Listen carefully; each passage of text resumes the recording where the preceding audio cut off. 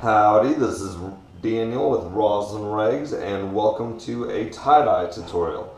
In this video I would like to demonstrate a really fun one color design, and this particular fold is called a crinkle or a scrunch design, and what I'm doing is I'm just making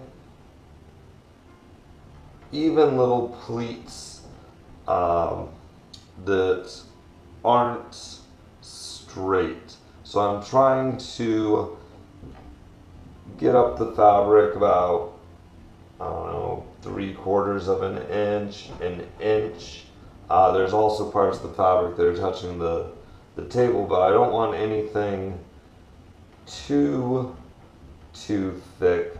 With a sweatshirt, your crinkle folds would be 1.5 to 2 inches thick, just depending on the material.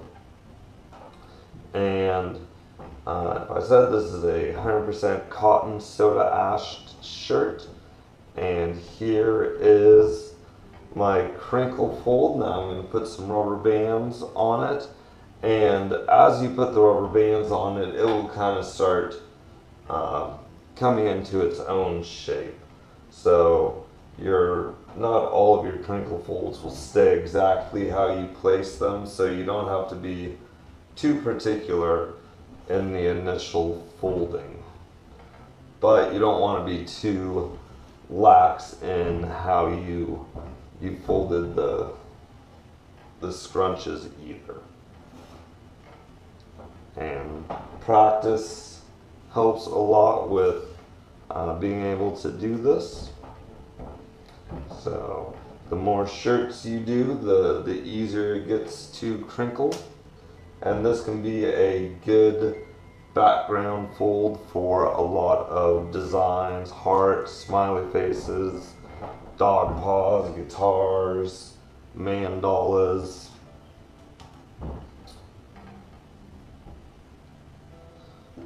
I'm sure I'm missing a few other folds that this could be just a real easy one to do. So it's looking pretty good right now.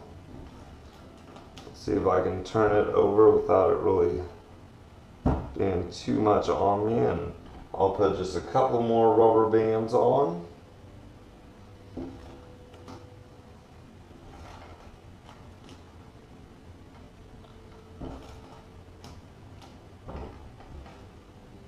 And as I'm doing this, I am kind of just trying to bind up the fabric even more. And the rubber bands will want to kind of shrink down anyway, so they kind of help keep the fold in place. But there is our crinkle fold. Let's go dye it.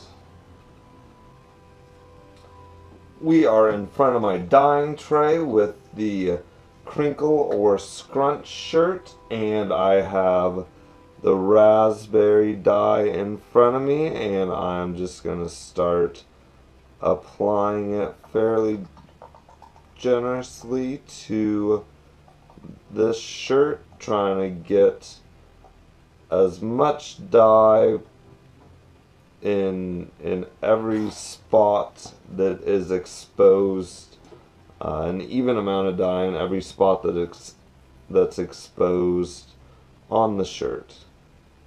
And so now I feel that I've kind of put down the same amount of dye across the shirt. So now I'm going to add just a little bit more, just for good measure.